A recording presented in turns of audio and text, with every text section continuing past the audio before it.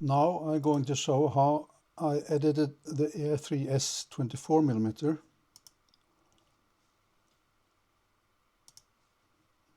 This is a raw file. And as you see, when opening, it opens this what's called develop persona. And this is the area where you can do changes to the area before you do develop and go into the photo persona, where you can do even further editing.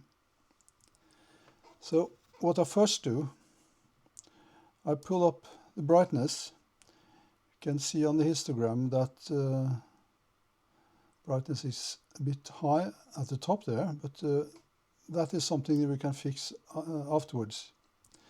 And I'll increase the black point a little bit. I also increase the contrast a little bit, and also some on the clarity. What I of course can do is that I can go into adjust saturation and vibrance, but what I really find interesting is this tool over here, the white balance tool. If you click on this one and just hold the left mouse in, you can see that it changes. Look at the temperature and tint. So this is close to white, but as you see, not all of them are as good as you would like. But it's easy to just make something that is, okay, a little bit close. But what I do know is that the temperature might be better at approximately 6100, which is closer to what it was actually.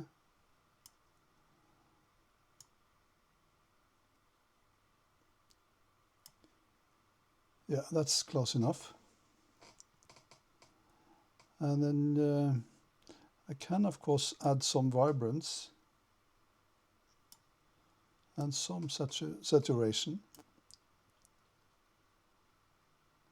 But what I can do now, this sky is very bright. I can use this tool, overlay paint tool, which is masking. 500 is a little bit much, I think. Let's go closer to 400. And the hardness, I must admit that I'm a little bit unsure if 100% is hard and this is softer. That's my guess. So I choose a softer one, and then I start painting the sky red.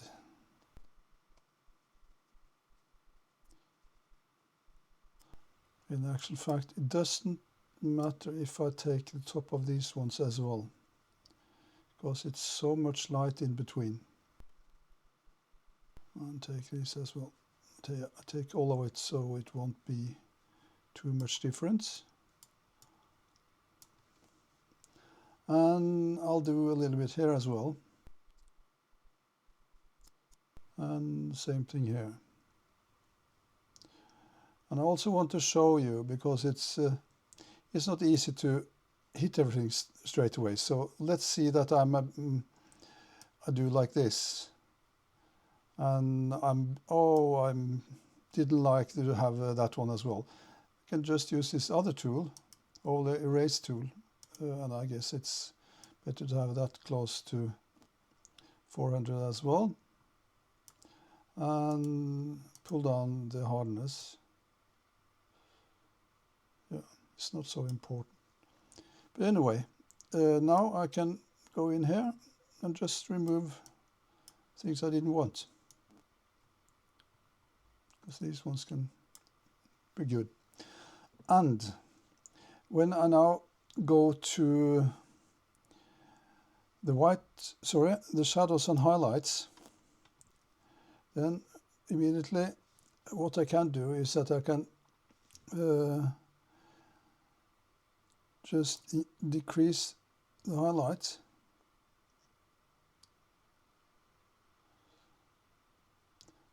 Then the sky looks a little bit better. And black point perhaps, or the brightness. Pull the brightness a little bit down. Yeah. And I also want to show you something here. No, sorry, I can't show you on this one, because if you have a camera which is recognized, it will do lens correction. It did that on the Canon EOS. I can show you that afterwards, just for the lens, not the whole process. Yeah, and you can do, yeah, on this one I can't do curves. How come? That's strange, very strange. On the brush overlay, this is what I probably should have been selecting first. Sorry, show overlay. Yeah, there it is. Goes and you can see, here's the master, here's the brush overlay. And of course, if you don't want to see the overlay, you can do like that. Looking at the scope, it seems like it's more or less agreeable. I think I would perhaps lighten the shadows a little bit.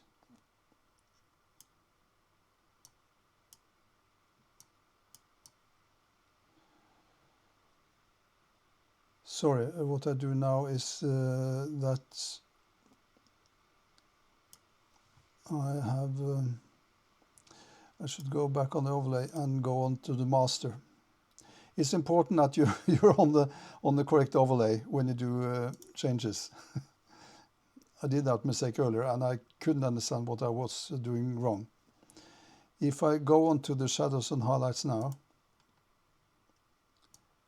you can see that it's going darker and lighter. I want to have it a little bit lighter on the master, and you can see on the intensity waveform here, here's vector scope. Yeah, that one doesn't really give me a lot. RGB waveform, yeah, that's nice. It seems like you have reasonably good distribution. It's a little bit high on the red side, it seems, on the bright ones.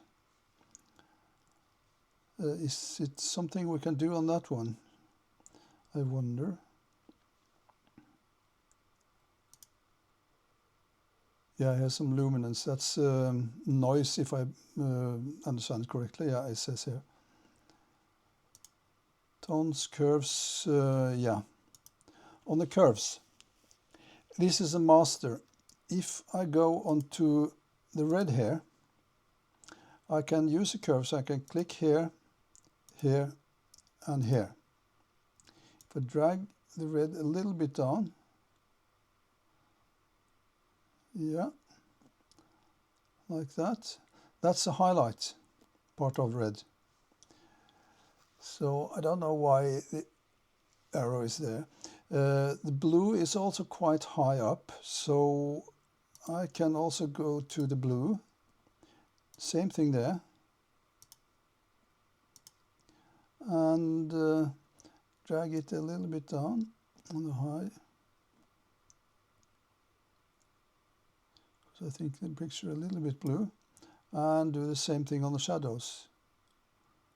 Yeah, now it looks a little bit better, and this RGB waveform also looks better. And I think that's good enough for doing development. I can do the rest coming into the, what's it called again?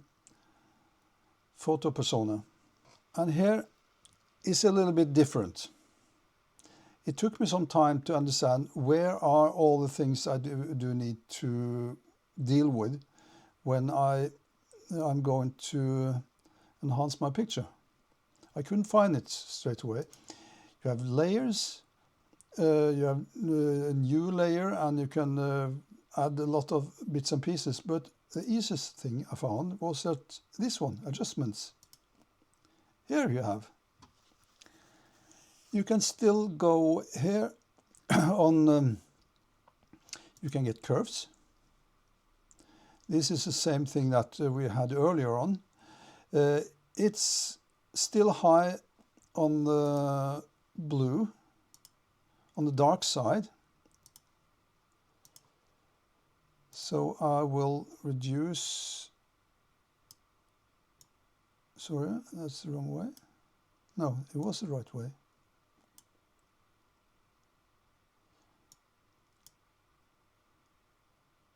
Yeah, a little bit too much, I guess.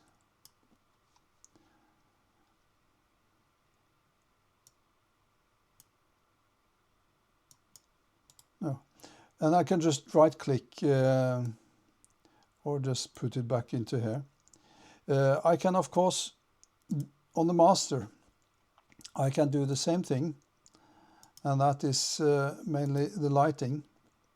So if I want a slightly lighter on the highlights, I can do like this, and I can do like this to get a slightly lighter on the darkest parts of the picture. Okay, and then I just close it, and then be aware that you have this curves adjustment here. See, if I take it away, it looks like this. This is something more we can do on the adjustment side. We can, what about the levels? What does gamma does? Okay, it makes it a bit darker or lighter. Yeah, I go a little bit up on the bright side, not a lot. White level.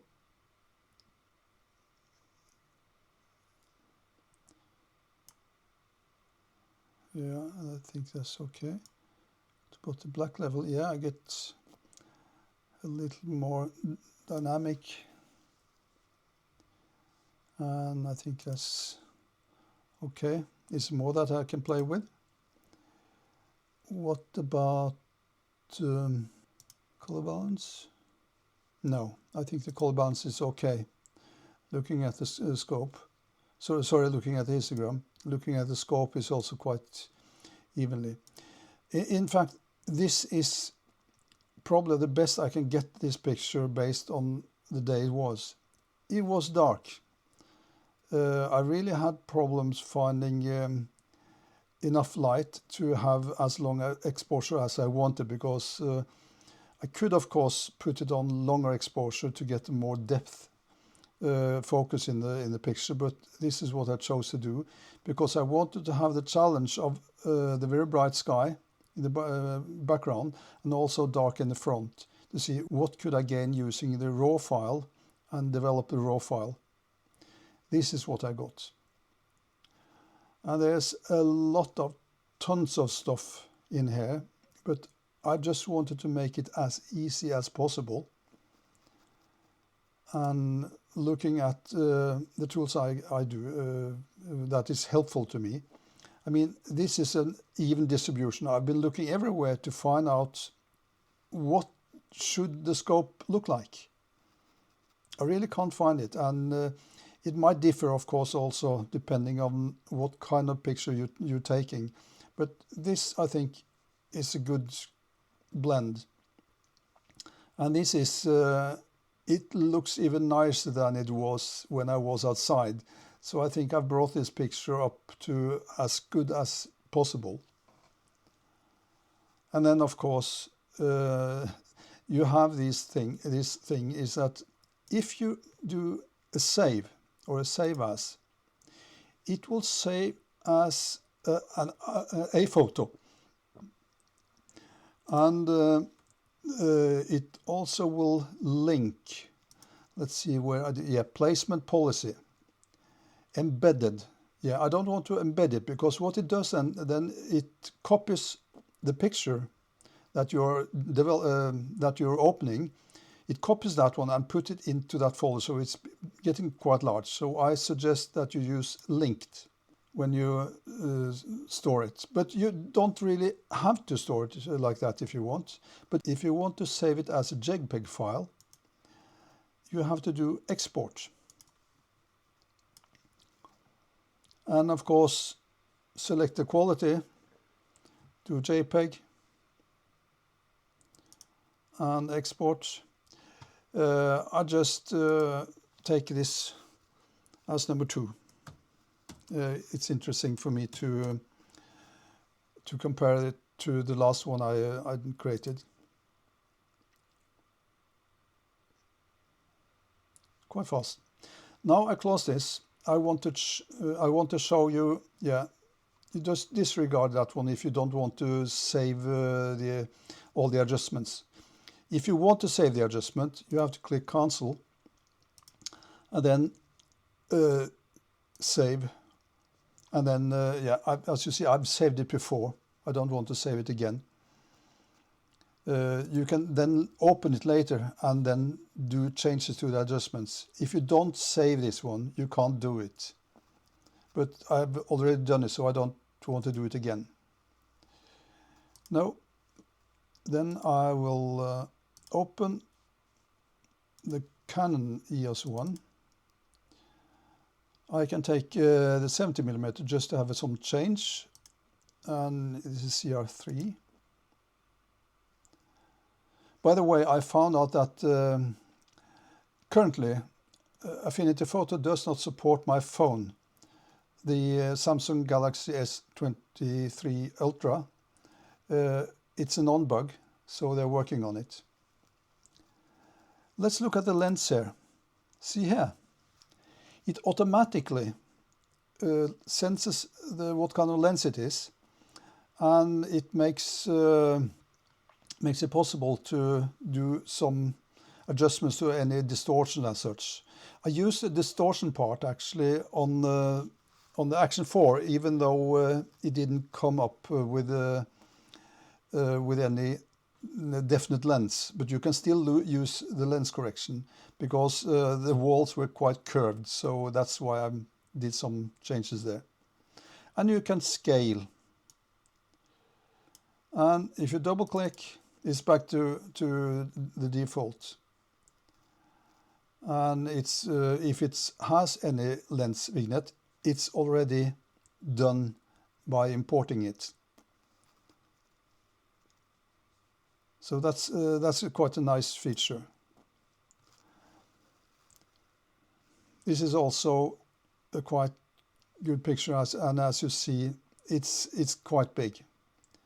The Canon EOS has a full format sensor, so the file sizes are massive, and so are also the pixel size. And I think that's all I wanted to show you for now. Oh, sorry, one thing I can show you is that I can show you a split view. And that means that if I do any changes here, as for brightness,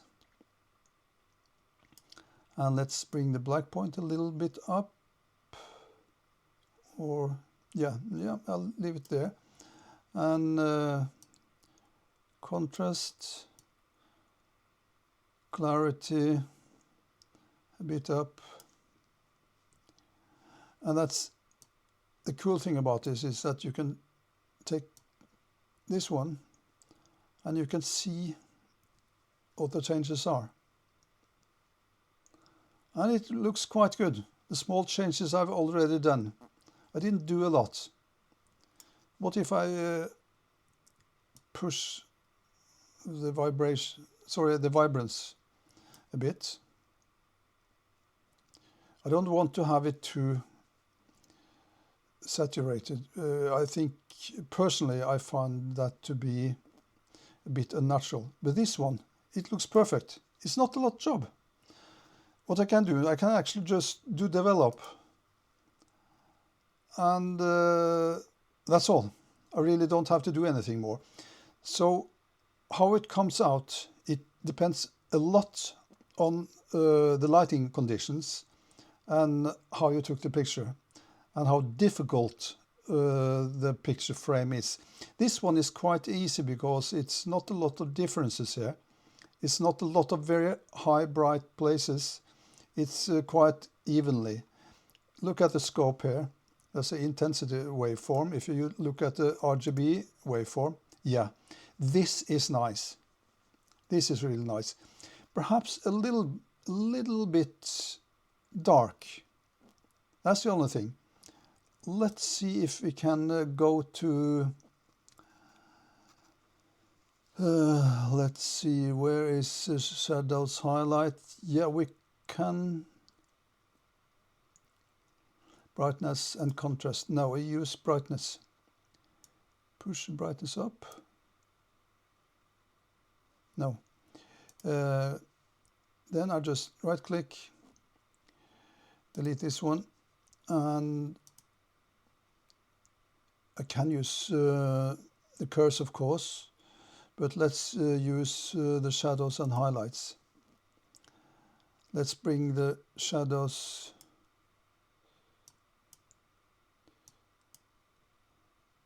down, or it's up, but it's less shadows. And highlights, a little bit up. Yeah, now it's a good spread. And this is also a very good picture now. And what if I just zoom in? Yeah. Look at the details. Of course, this is a big sensor, really big. If I press Ctrl 0, same as many others, you do this. It has a lot of short commands as well, of course, but as you see, it's a lot of things. I have actually created an HDR merge as well. I took 3 different pictures, one normal setting and one underexposed and one overexposed, and then just merged it with this one. It works perfectly. I also tested the panorama. This also works quite good. Otherwise, it's a lot of videos around on the Affinity. It's not always easy to find what you're looking for, but at least there are a lot of things. But I just wanted to do something simple. Thank you. If you look at the description below, you will find a link to where I did a comparison between different cameras and the result of treating them in Affinity.